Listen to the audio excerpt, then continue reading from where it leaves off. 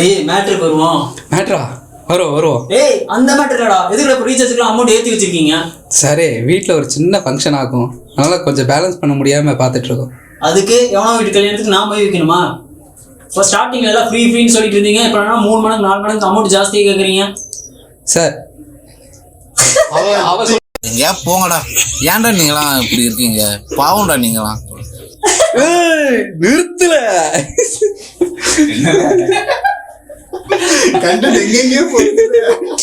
இப்போ அவனை சொல்லி நிறுத்துங்களேன்டா.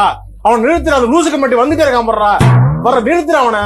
போங்கடா, நான் நெட்வொர்க்கவே மாத்துறேன்டா. சொல்லு ப்ரோ, என்ன ப்ரோ நீ? டைலாக் தெரியாதா? இதுக்கு மேல தாங்க முடியாது குருநாதா. Welcome to India's fastest network.